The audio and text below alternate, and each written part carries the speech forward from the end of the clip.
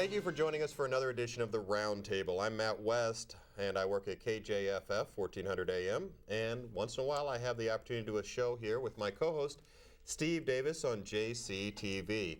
Steve, we got an interesting one today. Oh, Matt, I've been looking forward to this one. As I was telling you earlier, January 20th, 2009, history was made in this country, and we have with us today a person who can tell us about the history of this country. Her name is Millie Knize, and Millie was born on June 7th of 1919. How are you? Fine, thank you. You look great. Thank you. And we have a bunch of things spread out on this table. We'll be showing them to our audience from time to time and asking you questions. But first, 1919, people are saying that was they've heard of perhaps the Roaring 20s. But let's talk a little bit about your early life. Your father had a pretty good job, but he also had a lot of kids. So tell us about your early life. Well, we weren't what you call poverty-stricken. We weren't rich. I guess you would call us poor. Okay. But like you say, my parents had 8 children. 2 of them passed away, and the oldest one was born handicapped. She was born prematurely, and she was to be walking with crutches the rest of her life. This is a picture here, by the way, of your parents They were on this side. They were married in in January of 1915. And that's when this picture was taken? Yes. In 1915. 1915. So we also have a picture of you when you were very young, and this is actually you over here. And you were 3 years old? I was just about two and a half, 3 years old. And obviously people see this as a lot of kids in here. These are all your brothers and sisters. Yes. The next one is my sister Bernice. And the one next to her, the boy, is my brother Bill. And this is my brother Kermit. And this is the little handicapped girl who passed away just 2 years ago. Her name is Dorothy, and the pride of my life. So your parents had these 5 children. Were all born in how long of a period of time? Relatively quickly, because they all look like a bunch of little stair steps. They were all born within 4 years' time. I was going to say that picture's dated 1921. Yeah. So there you go. So your early life, poor again because Dad had a job, but a lot of mouths to feed, right? Yes. The United States was a lot different than it is now. We didn't have all of the conveniences, and we were a growing country. And I lived in a neighborhood, I guess you would call it not a slum, but it was what they call east of Broadway. Anybody that lived east of Broadway was in a lower class of people because they didn't have a lot of money. Everybody wanted to live the others west of Broadway. Now we're talking about the city of St. Louis. Yes. And you lived on the southern side of that. Very southern south. The end of the city is in the 9900 block. I lived in the 8300 block. Okay. So I was in the county and in the city a lot. One of the things I used to love to do is walk down to the end of the Broadway car line that went down to a place called Mannion's Park. It was an amusement park down there. And the Broadway car would turn around there, and then there was what we call the dinky. It was a little trolley car that you could take, the motorman would take something off and go to the front of the car and drive it, and then instead of turning around, he'd go to the back of the car and put that thing on and drive it. It had a motor on at both sides. And that would take us into Jefferson Barracks. That's Wow. how, I still would love to know how that dinky got into Jefferson Barracks. I lived down in Jefferson Barracks now for the past 52 years, and I have never found out just how that little old dinky got down in there. Now, when the Great Depression hit, everybody talks about the stock market crash of '29. You were still, if you were poor before, obviously you were still poor after that happened. Definitely. Well, our status in life didn't change that much, except that we were all getting a little older, and Daddy and Mother had a lot of doctor bills with my handicapped sister, and there are a lot of times when we had oatmeal 3 times a day. That was all you had. Yeah. And your dad worked for the railroad. My dad worked for the railroad. But there was also, during the Depression, there was a group of men that would hop on the freight cars and go from city to city looking for a job. And these men were called hobos. And if you happened to live anywhere near a railroad track, which we did, we lived about 10 blocks away from a railroad track, you would be visited by one of these hobos asking for a bite to eat in exchange for a little bit of work to do. Mother always saw that there was something to give them. I don't care if it was bread fried in bacon grease, and they were all so grateful for it. But the thing is, Mother was amazed. Why were we the ones that were getting all the hobos coming to our house? Until one day we found out the reason. One of them left the house and walked out to the curb and took a chalk and put a chalk mark on our curb, for the next hobo that came along would know he was welcome in that house. Now, when we use the term hobo, I mean, so Matt and our generation, we almost equate that to either a bum or someone I'm glad you asked that question. Really didn't care, but this was different in those days. Yes, a bum is somebody who is lazy, doesn't want to work. A hobo is a man that's doing everything possible to raise his family, even if it's going from city to city. Well, and you partially explained that. A hobo, a man willing to leave his family to try and find work anywhere to support his family. That's right. You know, they're industrious individuals. Not only that, there were men selling apples on street corners, apples and pencils. There were men going around with tin cups begging for money. They just could not find work. And also, a lot of people lost their homes. They couldn't pay rent. They were homeless. So there was a city called Hooverville that was built along the mid-city along the Mississippi River. And these were made out of cardboard boxes, pieces of tin, maybe linoleum pieces, anything to keep the air off of them. Hooverville, named after the illustrious president, Herbert Hoover? We felt responsible for the Depression, yes. Well, he was in office when that took place. Yes. And let me ask you this quick question as I'm trying to imagine this Hooverville and people living in it. I imagine it got just as hot during the summer and just as cold in the winter. Listen, I think it used to get hotter in the summer than it does now, believe me, because we had no air conditioning whatsoever. And sometimes we wouldn't even sleep on our beds. We'd sleep on the floor because it was cooler on the floor than it was in your bed. Let me ask you about the ice box that you guys used to have, and I have a picture of one here. This is a picture. I don't know if this is the one you had, but something similar. Something similar. Now, the electric ice boxes weren't made until 1927. Okay. General Electric was one of the first to make the electric ice box. But this was called an ice box. This is really an ice box. And that's why you hear so many of the older people calling their refrigerators ice boxes. Go to the ice box. Yeah, go to the ice box. Go to the ice box. And there was, if you open this up, there'd be like a cork inside. Well, no, you open up the top, and it was lined with tin. Okay. And then they had doors on the side or on the bottom. And you put a big chunk of ice in there. You put a big chunk of ice in it. The man next door to us was the Iceman. And when you wanted ice, you would hold a card like this. Most people got 25 pounds of ice. That's what that means. Yes. If you don't want any ice, you did it this way, no ice. And I can remember in these hot summer days, the Iceman would come. At first, he came with horse and buggy. And he'd have this big 100-pound blocks of ice on the back of his wagon. And he'd take these, they were covered with burlap sack to keep the heat off of them. And he'd take these big tongs, and all the kids would run to the ice truck.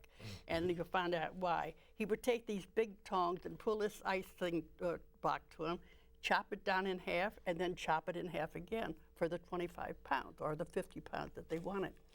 Then he would take a burlap sack and put it over his shoulder, take these tongs, throw this big hunk of ice on his shoulder, and walk in the house. Mother always saw that there was newspaper on the floor where the Iceman walked. You know, while he was gone, the kids used to climb on that truck and scramble for the biggest chunk of ice, just like the kids running now to the ice cream man. Sure. We ran for the ice man because those pieces of ice tasted so good. Oh, and they were cool, and it Yes. was especially during the Yes. summertime. Yes. That sounds fantastic. Let's, as long as we're talking about appliances, let's talk a little bit about the stove. This is something similar to what you had in your house, and this is not a electric stove. What used to power this? Half of this was all wood or coal.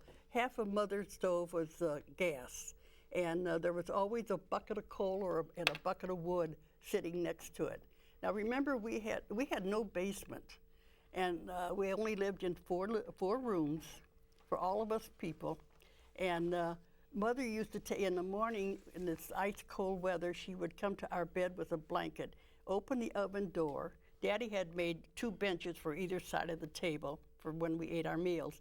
She would put a bench in front of the oven. She would wrap each one of us kids up and set us in front of the oven and door till we got nice and warm, give us our breakfast, dress us, send us off to school. Now, I want to ask about you had a 4-room home, house, 5 children. No bathtub. No bathtub. No bathtub. Indoor plumbing yet? Yes, we did have a toilet, and we had 1 faucet. We had no hot water, 1 faucet. And Mother would keep a tea kettle of hot water on the stove at all times in the wintertime because if you weren't careful, that faucet would freeze. And then many a morning she would get up when the fire had gone out, and there would be icicles hanging down from our kitchen faucet. She'd have to thaw it out with the hot water. Wow. And also, the house wasn't insulated.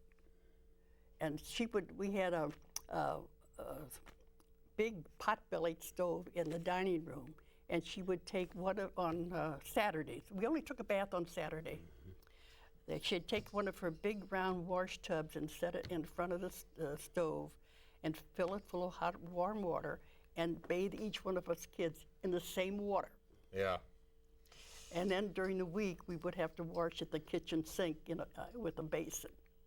Now, did the big kids get to take a bath first, and the little baby was? Definitely. All right, and like the old saying, "Don't throw out the baby with the bathwater." I want to jump ahead a little bit. I have actually a picture of you when you were a young lady, about 19 years old. Yes. And now, if you notice, every dressed-up woman had to wear a hat and gloves. You were not dressed up unless you had gloves, and preferably little white gloves. The Jackie O look. Yes. you look fantastic in this picture. Well, thank you. Now, what is this building behind you in the That's picture? the monkey house at the St. Louis Zoo. Oh, this is taken at the zoo? Yes. Okay. All right. Well, now when you were older, how did it work? Did you seek employment until you got married, or how does that work? It was, like I told you before, my parents couldn't afford to have car fare for everybody to go to high school. So they thought it was very important that the boys get their education. Now, they had to use a streetcar, which we call it the streetcar, they call it a trolley. And she said the boys could go to high school, but the girls went to work right after, or tried to go to work, let me put it that way, after they came out of grade school. And I can remember time after time getting on that trolley and going downtown and walking in the different places and asking for a job.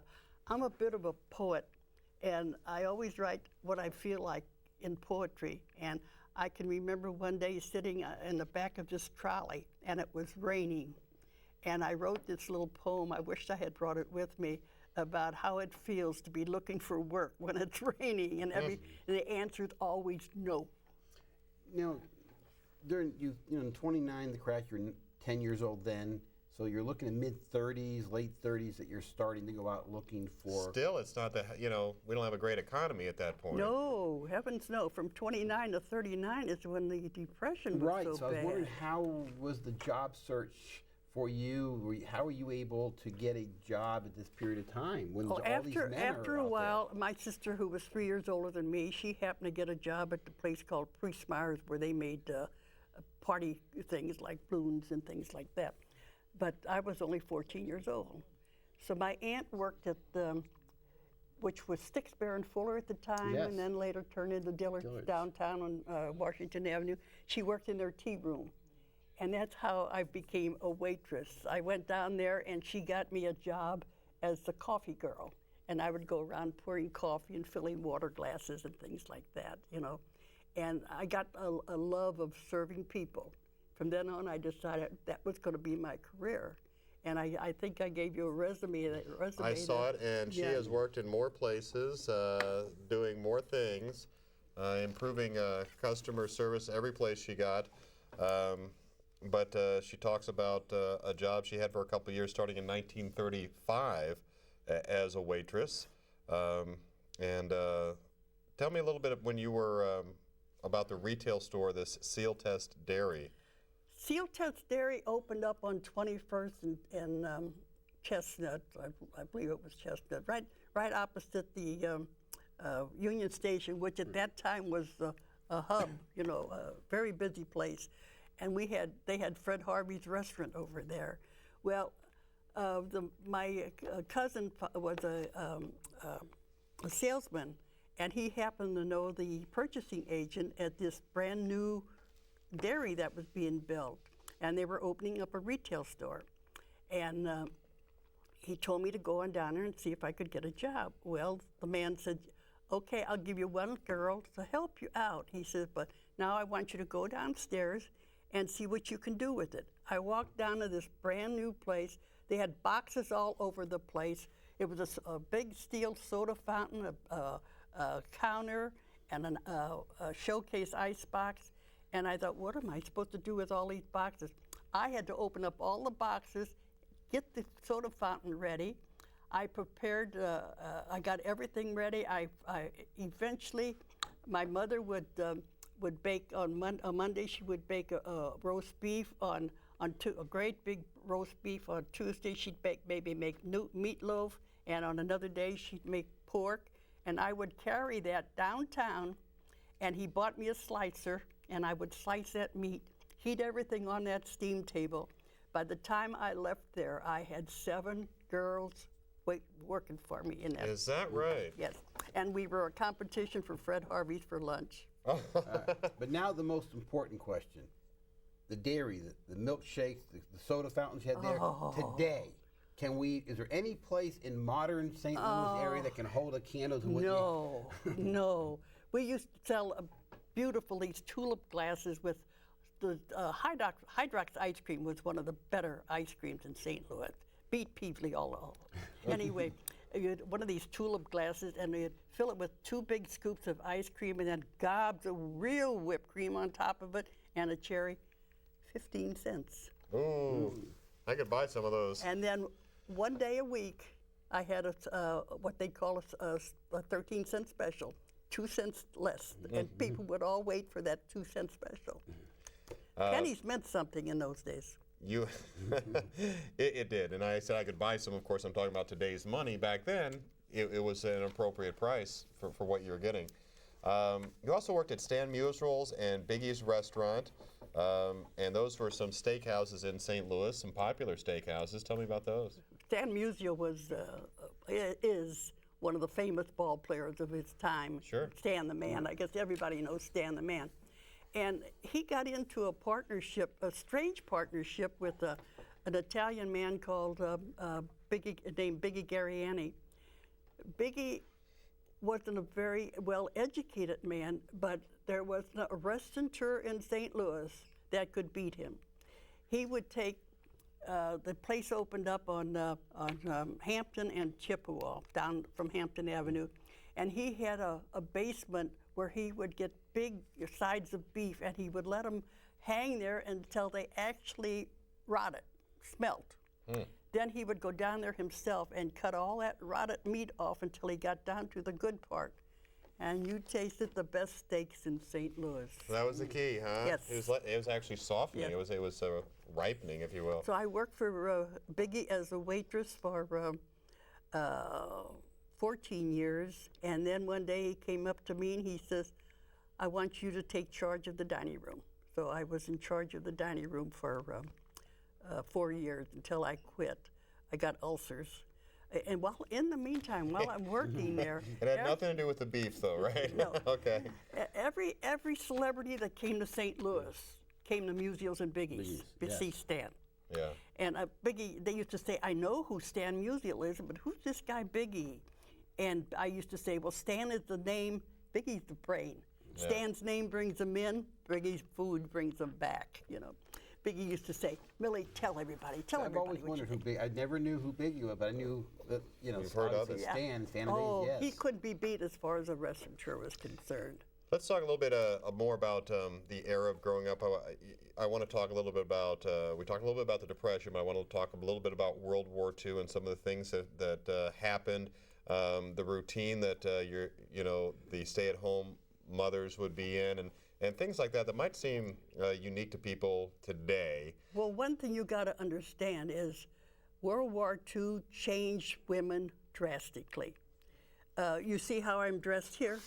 Yeah. That's the way women had to dress. It was strictly a man's world. Men literally were the pants in the family. There were no women lawyers, no women doctors, no women politicians, no women heads of corporations. The only kind of jobs that a woman would really go for would be maybe a secretary, a stenographer, a telephone operator, a nurse, a teacher. And once you got married, you were expected to either quit or you got fired. Wow. A woman's place was in the home. Yep. Happened to my mother. Yes. When she was a teacher and she was Got not fired. allowed to have a job when she got married, and they actually had to move from the small town to Pittsburgh because Pittsburgh was more enlightened, and they would employ a married woman. Well, it was a nice way, though. I mean, women were put on a pedestal, more or less. The men went to work and took care of them. A woman stayed home and took care of the family and the husband, you know. And I think, to me, I think that was a better way of life than it is now. We're going to talk a little bit, because you were married as well, we're going to talk a little bit more about that and more. Right now we need to take a quick break right here during the round table on JCTV.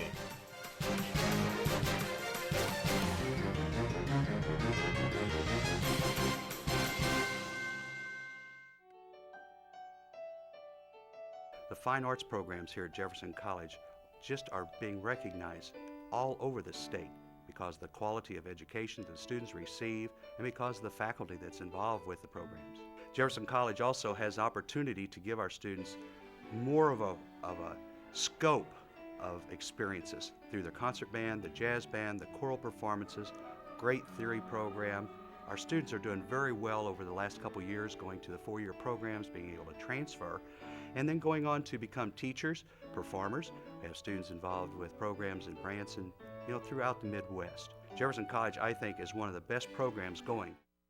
Very affordable. They have a convenient tutoring schedule that works around my schedule. Jefferson College is very challenging. They have a diverse campus. This is the very beginning of the second part of my life, and I have a new sense of direction and a new passion in my life. They are committed with my success. The quality of education here, I would give it a 10. I'm Kimberly Clark. I'm Shayna Payton. I'm Jose Soloria. I'm Rachel Schrage. I'm Della Selman. I'm Nick Schaefer. I'm Stacy Self, and I discovered my future at Jefferson College.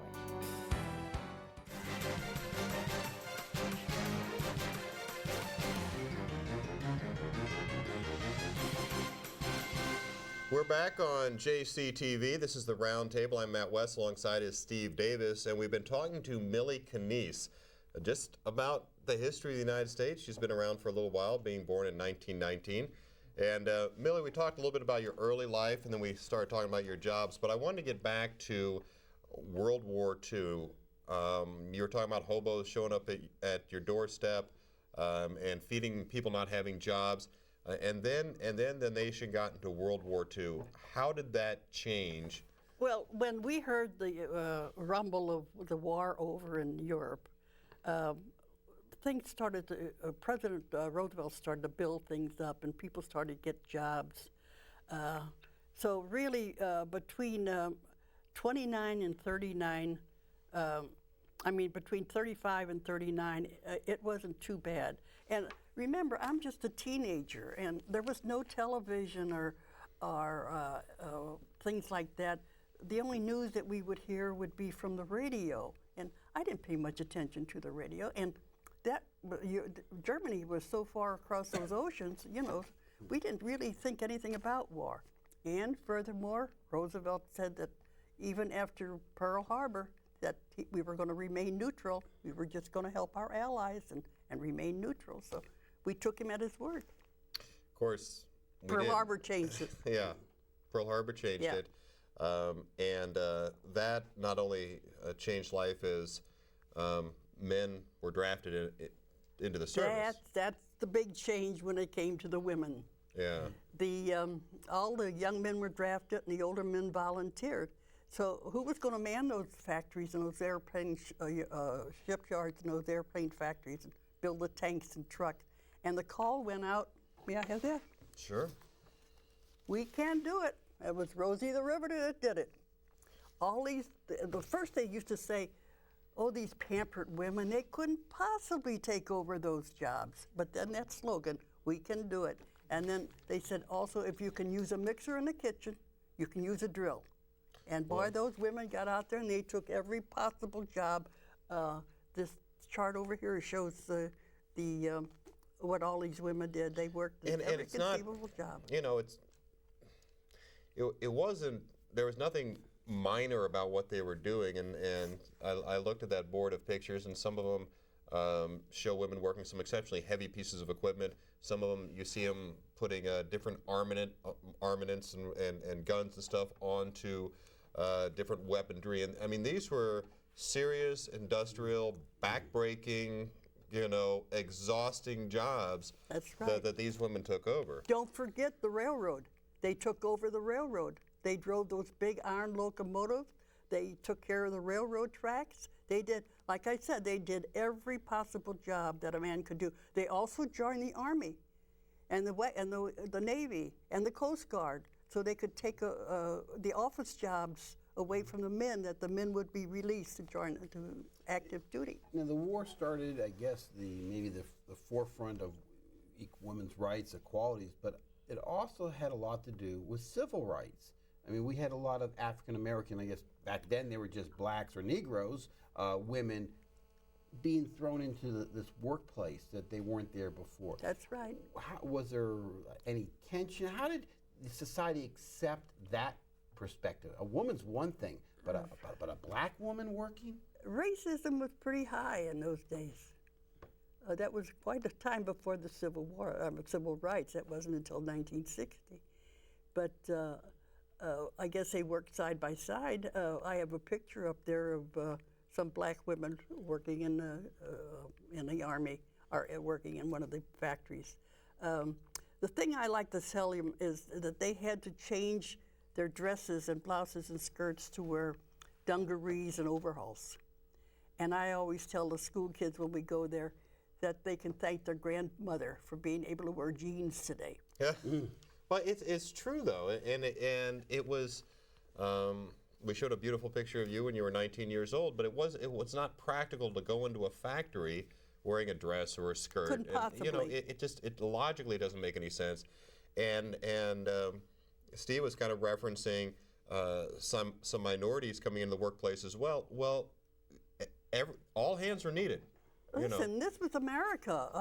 Even the black people were afraid that we were going to have to speak German one day. Yeah. So everybody pitched in. Women started wearing pants, and obviously that kind of drew us out of the depression we were in.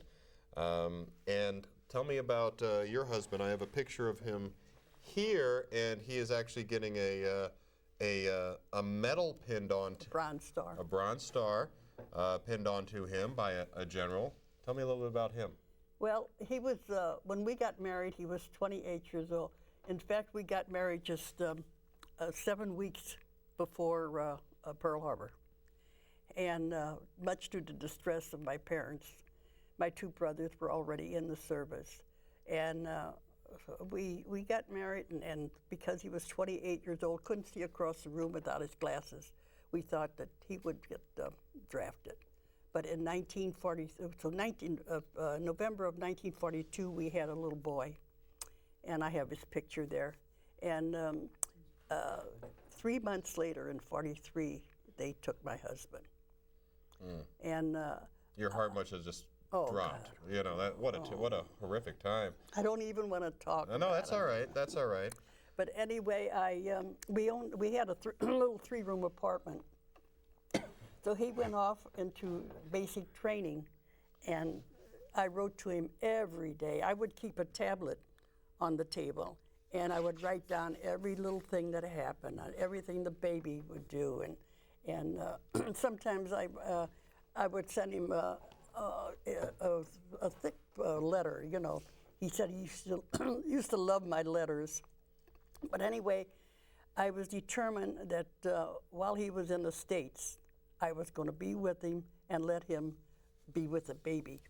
Sure, me. and So- anytime there's a situation like that, and it happens with military families today, those moments where the family can be reunited, you try and make the most of it. So, Well, there was a lot of people feeling the same way I did, and I sublet our apartment to an Army officer, and I don't know whether I should tell this on TV or not, but the first time my husband called up and he said, if you really want to try, he says, come on down, and he says, stay a weekend.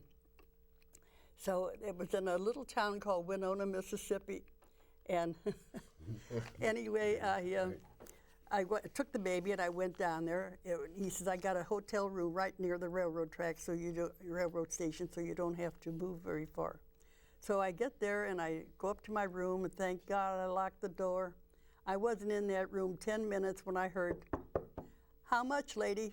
My darling husband had put me in a whorehouse and didn't know it. oh, holy cow! Oh, Well, I screamed out, please, sir, I'm here with my baby. I'm waiting for my husband. He says, oh, I'm so sorry, lady. I hope I didn't disturb you, didn't scare you. Well, you can rest assured, when my husband got there, he took me out. he heard a thing or two about that.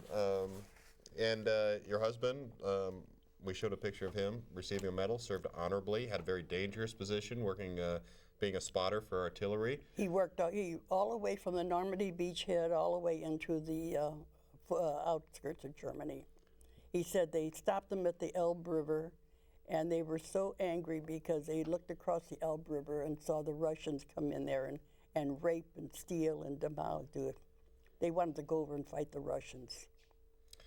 Yeah, well, and that's been talked a lot about in history, and you know, it's been even in Patton's movie. There's a reference to, you know, let me go ahead and take on the Russians, you know, while we're here, kind of a deal. So, And then later on, I went to Mississippi and stayed with him for a while. Should I tell him the story about the? Okay. Yes. Housing was at a premium. There was a shortage because everybody like me was trying to be with their loved ones. So storefronts, garages, old warehouses. I happened to get after I stayed with this lady in Mississippi. She didn't like me washing my baby's diapers in her bathtub, so she asked me to move.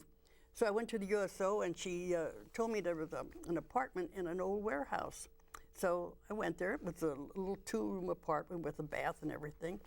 And I noticed when I walked in, there was tin cans under the legs of the bed, but I didn't pay any attention to it. I set the baby's crib up and did everything. Went that night, we got ready, went to bed, and turned out the lights. And about 15 minutes later, I heard my baby crying. It was a funny cry, and I turned it on. He and his bed were covered with red roaches. oh. In that old warehouse, in the sweetness of that baby, they just crawled out all over. Yeah. Well, you can imagine how I felt. So now I know why those tin cans were under the legs of the bed. They held kerosene to keep the roaches from crawling up the bed. Oh, my. So you can bet assured that at night I sat up all night long holding my Hold the baby baby. in my crisscross in my bed. I went to the USO the next day, and and talked. I was crying, and he goes, "Old lady, want to know what was the matter?" And she says, "Is your baby crawling yet?" And I says, "No." She says, "Well, I want you to take sodium fluoride, deadly poison, and put it all around the baseboard of in your house. But for God's sake, woman, keep all your food covered, because if a roach crawls on that and crawls on your food, you're dead." Wow. I did. Oh. I And did my it. mother complained that I didn't clean my room. Yeah. I did it. Yeah. But my Wow. husband could only come in on the weekends in Mississippi. Then he had to go on maneuvers. I came home, and about 6 weeks later, he called up and he says, "I got a place for you in South Carolina, Columbia, South Carolina." By that time, I'm a seasoned traveler. I get out of the cab, and in front of this big antebellum home, and there was a big porch on there, and I thought, gee, this is great. I can sit there with my baby, you know. But this nights later, she takes me through the house and out the back door. There's a 2-story frame building there. Other servicemen's wives wave at me as we go by. By a big coal pile. We pass the coal pile. Way in the back is a little one-room place that they used to use to wash their clothes. But she had added a bathroom to it, and I could wash my baby's diapers and my husband's summer uniform. Wow. And how I hated ironing that summer uniform with the creases in it. But while I was there, my husband could come home every night, which was great. And he used to bring home 4 or 5 of his buddies. And they would bring food from the PX. And I would fix a meal for them and listen to their Army gripes and their jokes and look at their family pictures. And like I was telling him, I felt like a sister to them, that I could bring a little home away from home to these boys who were so far from home themselves, you know. I made cut a cap down, one of my husband's overseas caps, and the baby was walking then, and he wore that little cap everywhere he went. He was the pride of the Army. But then the day came when my husband says, "Honey, this is my last day. I'm shipping out." Well, if you think when he was called in, when he was drafted, I felt bad. How do you think I felt being away from home, 24 years old, never been away from home by myself, and then this baby? Well, I didn't want him to see me crying. Neither one of us slept that night. So as the next morning, he got up before dawn, and as he walked past that coal pile, past that 2-story building, there I go. He turned and he waved. He said he carried that picture of me holding the baby in my arms all through the war. I went home to Port Arthur, Texas, to be with his family, his mother and father. And while I was there, I got a job in a restaurant at lunchtime called Pantages. And at that time, the notice of a casualty was in a small town, was delivered by a Western Union boy on a bicycle. And one day when I was getting off the bus 3 blocks from home, I saw that Western Union man ride down the street and stop in front of our house. I ran those 3 blocks, ran into the house crying, "Give it to me, Mother, give it to me." She said, "Give you what, honey?" I said, "Give me that telegram. Something's happened to Ed." She says, "Oh no, honey, it's from his sister. She's coming to visit." We held on to one another and cried. I tell the kids, that's the kind of stress and strain that we lived under. And that's the kind of stress and strain that the families are living under with their loved ones at war right now. Yeah, it's happening today. But then the day came when he says he could come home. He was coming home. And I met him at Jefferson Barracks. And the little boy was about 2.5 years old by that time, wearing that little cap. And I had always kept a picture of his father as a soldier in front of him. "That's your daddy, honey. Your daddy is a soldier." So when we're down there, my husband walks up in his uniform. This little boy looks up at him and says, "My daddy is a soldier too." And my husband says, "I'm your daddy's son," and picked him up and hugged him. And the little boy says, "I want a Coke." My husband left everybody and walked over to the PX with his son. Well, he had his priorities. It was rough. I mean, when he came back, he wasn't the same man that left. Well, He had been through too much. The other veterans can tell you exactly what In fact, while he was at the repo depot, before he was to come home, he wrote me a letter, and he says, I was never able to tell you what it was, during the war.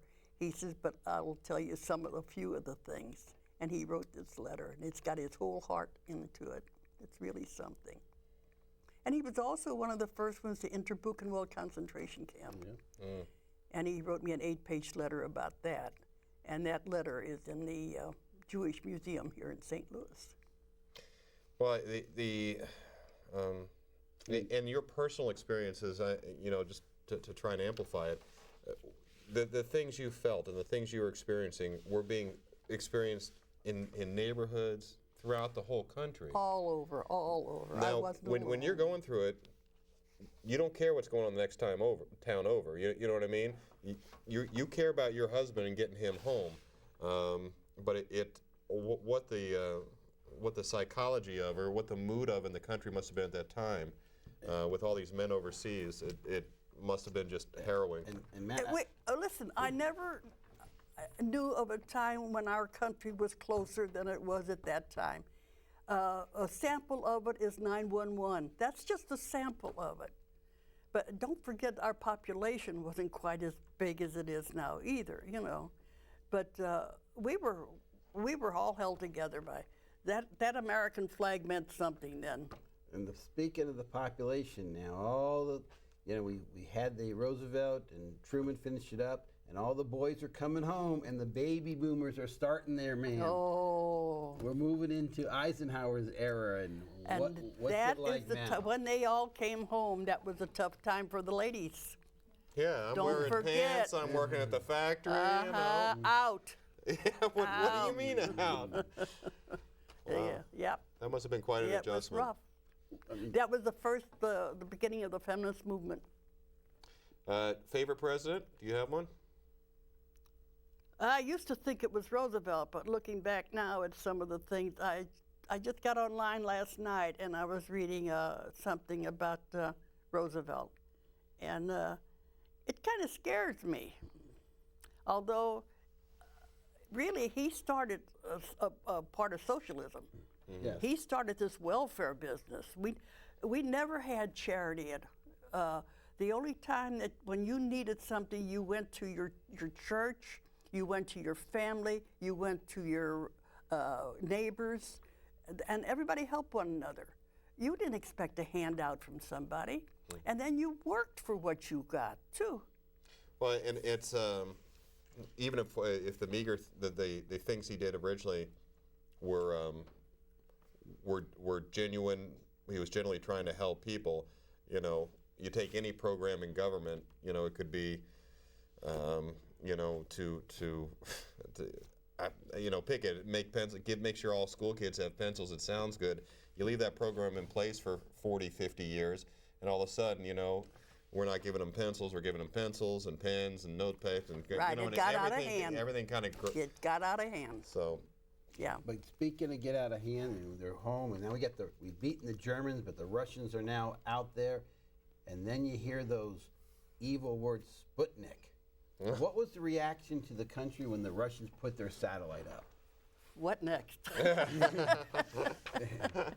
I told my grandson the other day, I said, if the world changes the next 90 years, like it has in my 90 years, you are going to be living on Mars or the moon. Yeah, it's incredible. I was just reading some history about our country going back 100 years. Now it would be 1908, but things that I guess I should have known, but I didn't, and that was like, for example, that 95% of children were born at home. Yeah. I mean, all of mother's children were. Today, I can't imagine. It's news if someone is born.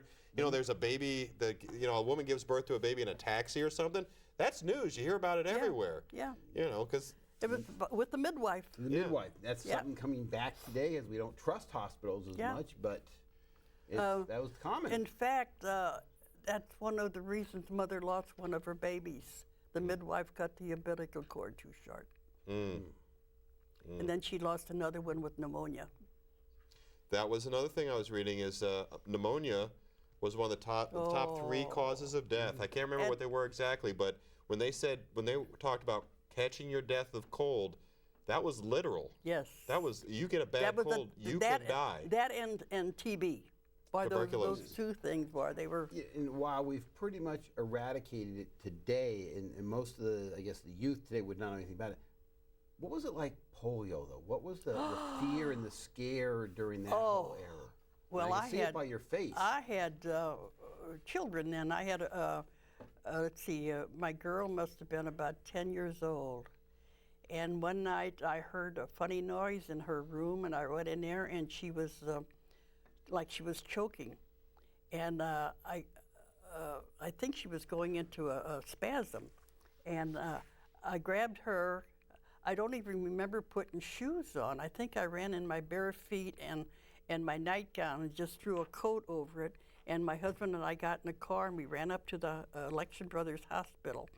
And they took her into the emergency room. And I can remember walking the floor. Oh, this was St. Anthony's Hospital. And a nun came up to me and she said, "Mama, you better settle down." She said, "Maybe the worst is yet to come. It could be polio." Oh, when she said that, my heart just, but it wasn't. She just, she had fallen and hit her head and caused a, but I was lucky that none of my children got polio. But every time they'd catch a cold or something, or you were scared. I'll tell you, when all these new shots and stuff, they might say something about doctors, but that's why we're all living longer. It's a big part of it. It's a big part of it. And they're, like Rotary, and which I know you're a member of, Steve, has done a lot to eradicate polio. And we don't think about it anymore in this country, but there are still parts of the world where it'll pop up. And look at AIDS. Look at how AIDS is going rampant now, All right. You're about, 41, 42, the 60s hit. You're out there wearing your go-go boots and your mini skirts. You're dancing around. Oh, I used to love those white boots. I knew it. I loved them. In fact, when I worked at the goaltender's room for the St. Louis Blues, there was a man that manufactured those boots, and he kept me supplied in white boots. Oh, there you go. I saw you. I said, Nancy Sinatra. But when the 60s came around or something like that, I mean, were there times when you just said, this country's gone nuts? This country's horrible? Many times. Yeah, many times. I tell my grandchildren, I'm so worried about our country. My granddaughter, 21, is going to political science, thank God. So we're going to have to wrap this up soon, but what kind of messages, because once in a while you talk in front of classrooms. Very often, What do you try and tell those kids? What are a couple of things you try and instill in the children? I usually end up talking to them and saying that they should honor that red, white, and blue banner that flies half-mast over the national cemeteries and covers a dead veteran's casket like it did my husband's. It stands for freedom and liberty that was bought at a very, very great price. And I point to the veterans and say, by men like these and others like them. Powerful message. Powerful message. We're going to wrap it up there. I just thank you for coming in. I could go on and on and on. And we've only 60. We've still got another 40 years to cover part 2. Millie Knize, the 8-hour special is going to.